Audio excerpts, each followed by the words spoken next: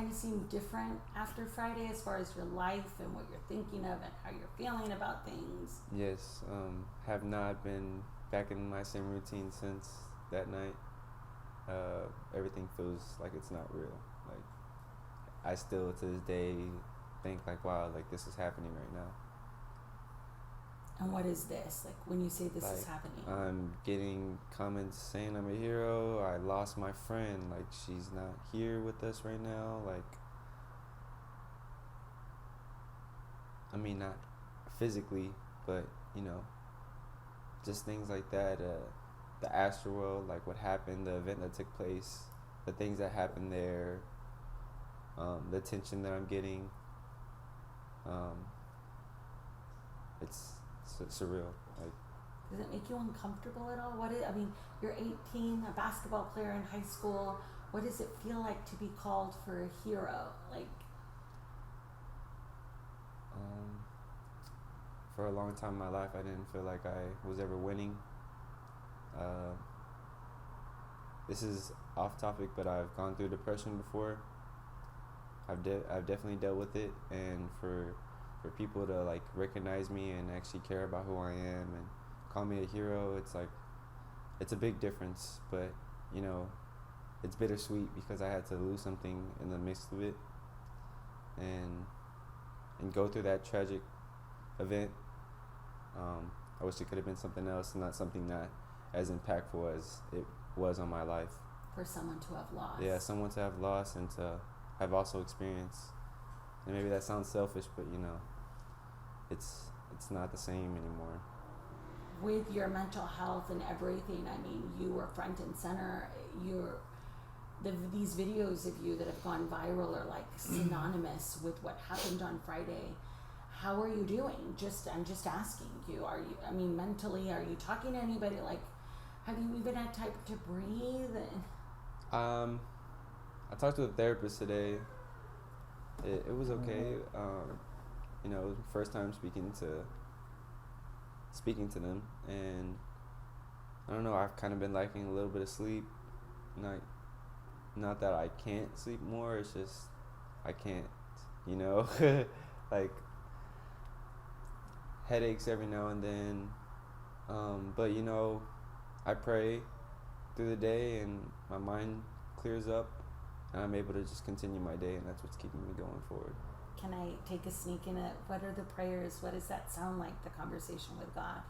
Well, especially for like interviews that I've had recently, I just pray to Him, and I pray, give me the knowledge, give me the words to speak through your love, and give me tranquility as I'm on this platform.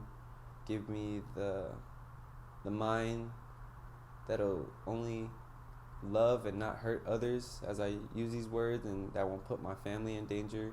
And I also pray prayer over those who were injured, those who lost someone, and those who passed away, that they were given a chance to make it into heaven.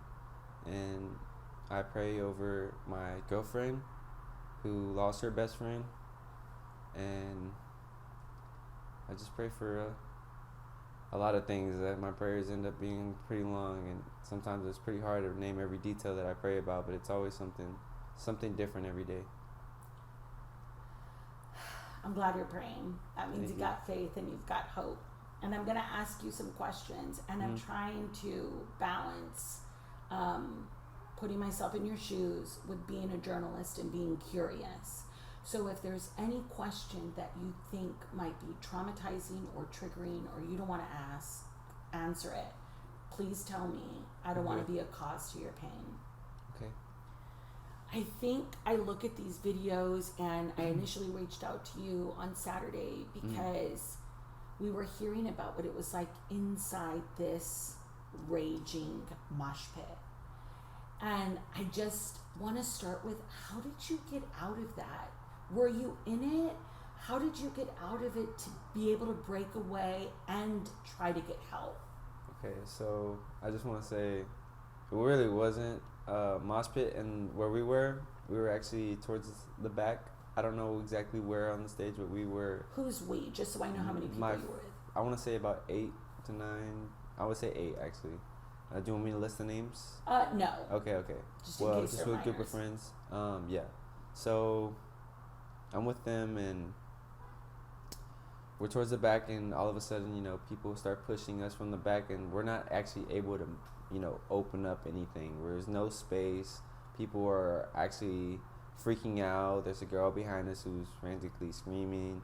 She's screaming everything. I mean, like at that point, fear has already hit my heart. My girlfriend's looking at me, and she's like, "Are you?" Because I've been to festivals, and she's looking at me for like reassurance. Like, is this normal? Like, will it die down a little bit? And I just try to hold it in, and then I couldn't hold it in anymore, and I start screaming for help, trying to say like, we need to get out of here. I don't know. She starts crying, and I see people around us start freaking out, and no one's moving. You try to ask the person next to you, can you just move this way? And he's like, I can't move, I can't move either. And it's pretty scary. Was it, if you could use your arms since I've got you at the table, was it like shoulder upon shoulder? I interviewed a guy yesterday who told me like legs were interlocked, shoulders were interlocked. Yeah. Like, I don't know how close everybody was to you, even farther back. Yeah, it was everything. It was shoulders to your face, hands over you. Like my girlfriend had someone putting their arm above them, trying to use them as leverage to get above the crowd. Like there was people just doing anything they could to just survive, and it was everywhere. So I've got aerial footage just to show people who weren't there what it looked like, the crowd, and also Travis Scott. If I was looking at the stage and I have this aerial footage looking at the stage, where would you and your friends have been? Okay, well, can they see the table? Yeah. Okay, so this is the stage for me, and there's like a little center through right here. We're on the left side, like towards the back.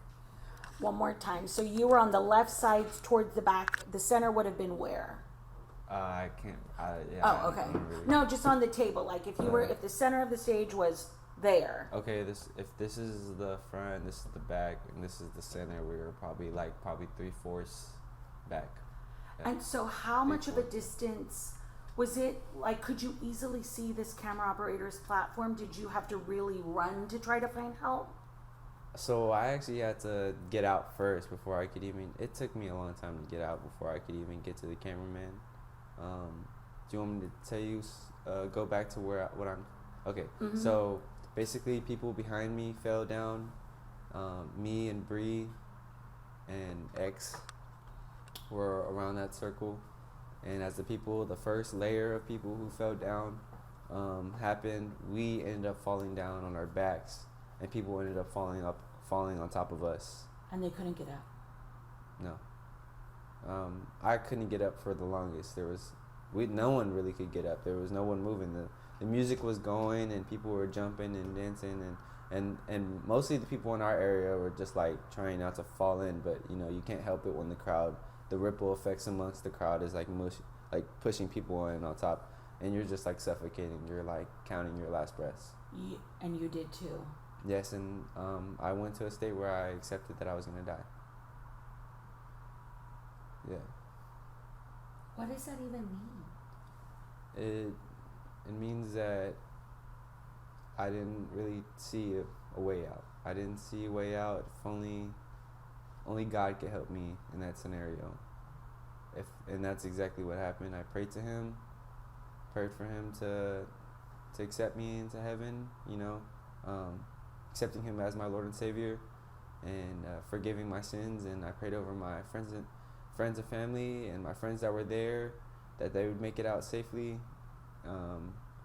And I at the end asked Him if maybe I can continue, if I can have another chance and to live and by Him. Begging for your life, essentially. Yeah. And He gave me a second chance. How did you get out? What did it feel like?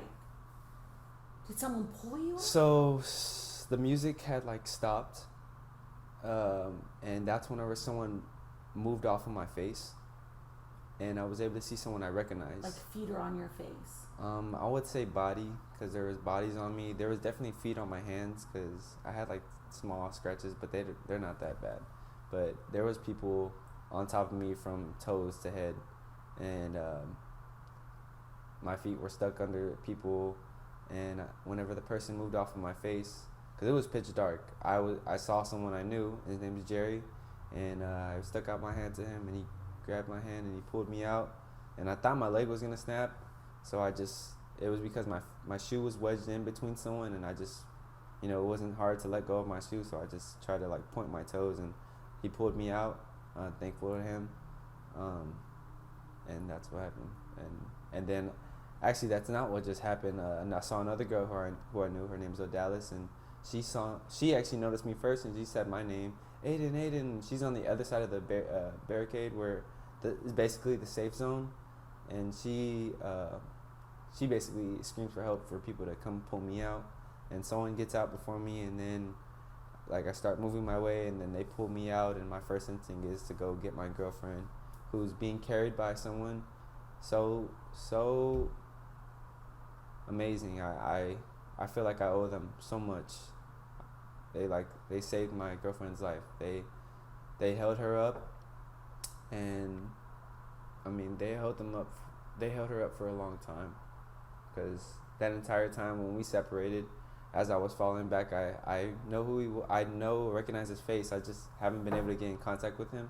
But I asked him, like, can you please pick up my girlfriend, like, please, and he just looked at me and he nodded his head, and he looked at her, and she's like has those eyes where she's asking as well, and she's saying it, and he picks her up, and he carried her that entire time. I seen her whenever I whenever I got out of the barricade, I went back to go see like who else is in there and see if that she's okay.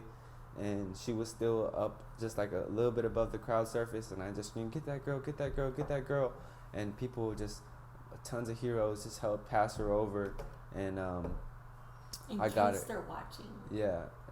What do you say to them tonight? Man. Thank you. I'm so grateful. Y'all are heroes that weren't caught on camera.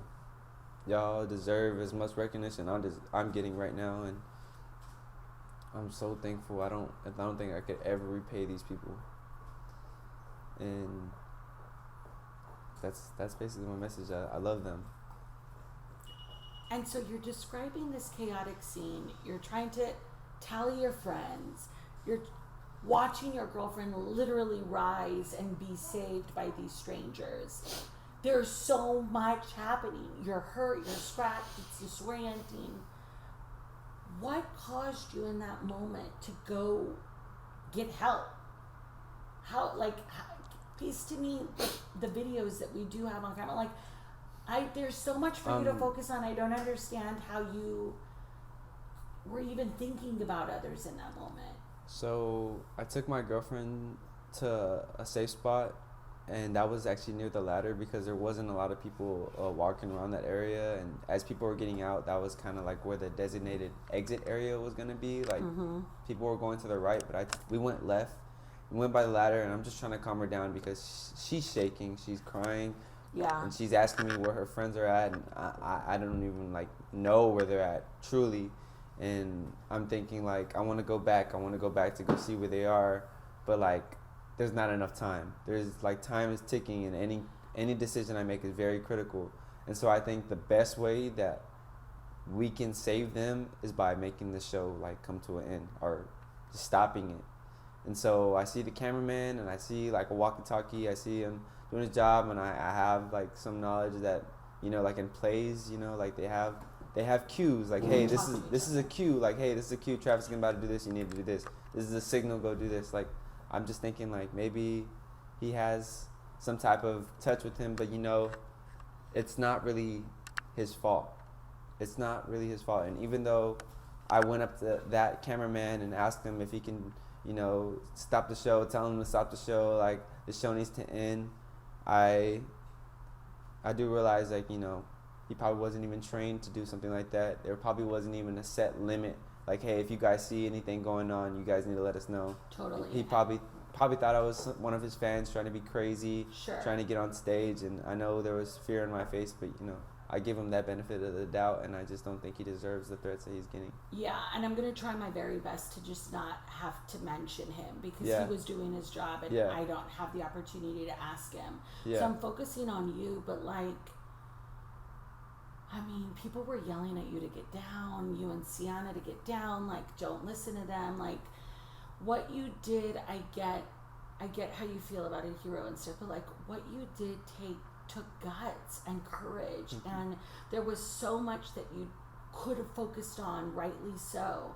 But why inside of you did you feel like you needed to climb those stairs and scream for help? I just felt like no one else was gonna do it, and it would save Bree, and it would save those people that were beneath my feet, laying there as people were jumping. That it would probably give them a chance for the paramedics to get through, and people would have passed them over like they passed over my girlfriend, and how they let me through. What did it feel like to not be heard? It felt like sad, but like majority of my life, how I felt like I've never been like listened to, you know, and how many other kids feel like they're outcast and feel like they're not being heard, in many other scenarios. People who are trying to make a statement and people laugh at them and tell them that they're wrong, or tell them that their opinion isn't valued no matter what they are, woman or man, young or old, that everyone's opinion does matter. And I was just another victim of people thinking that my opinion doesn't matter. And I mean, I forgive them because not everyone was in there to understand what I went through, and not a lot of them were raised correctly.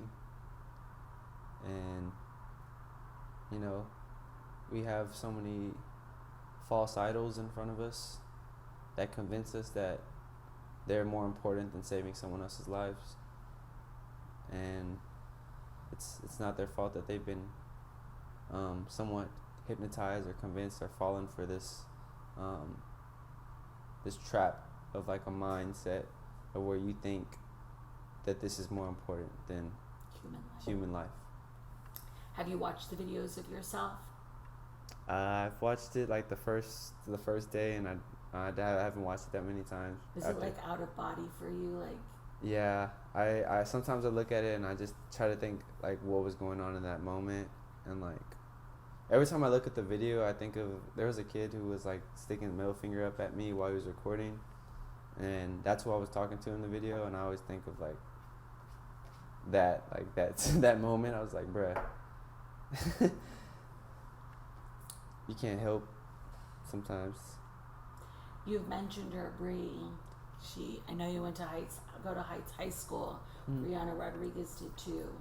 She was at the concert with you. She was at the concert with us, yes, and she was enjoying herself the entire festival up until that moment.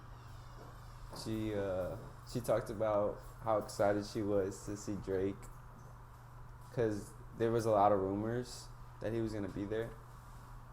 And we were thinking, like, we were just naming a bunch of people, like, what if Kanye's there? What if Drake's there? And a lot of them were like, oh, Drake just dropped CLB, like, he might be there. And she was like, oh, I'm going to go crazy if he's there. And it kind of just hurts. She had fallen in that pile with you think? She did. I heard her. I heard her asking for help and saying that she can't breathe. Have you spoken to her family? I would I've imagine been, you wouldn't, but I feel like they're trying to have their space, and I totally respect that. I've gone to a rosary for her, and, you know, contacted her friends, and, you know, been there for my girlfriend, who's just as close to her as many others, and, you know, closer than I was to her. You know, I was just like the friend of the boyfriend, you know, like the. I mean, you're a friend too. You Yeah. don't have to be adjacent. As I wrap up, you talk about, you know, the guy with the middle finger and lack of humanity, and I feel like hindsight's 2020. We can look back at this and we're like, what was everybody doing trying to get closer for a video of two people on a stage? I totally get all of that.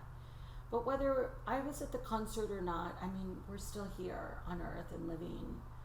What do you think is the lesson for everybody? Like, what can we all take from this tragedy? Can I have a few seconds to think about that? Absolutely. And as you collect your thoughts, it's just people are shocked that this happened. Like, these are people, this is humanity. But we've gone through quite a lot in this country. Times have changed, coronavirus. We live in like a me state. And I think whether or not you were in that crowd of 50,000, you were impacted by what happened Friday night. I think I have the answer. I think I want to say two things. And the first one I would like to say is I think us as humans, we should do to others as we wish for them to do for us. If you were in that crowd with me and you weren't in there at first and you wanted the show to continue, just think of how angry you would be at that person for them to continue. Stop thinking about yourself and put yourself in others' shoes. Take a moment to realize the privileges you have and just take a moment to be in somebody else's shoes and try to reason with them and listen to them. Because you'll never get anywhere without listening to people. That's like the number one thing to communicate is to listen before you answer.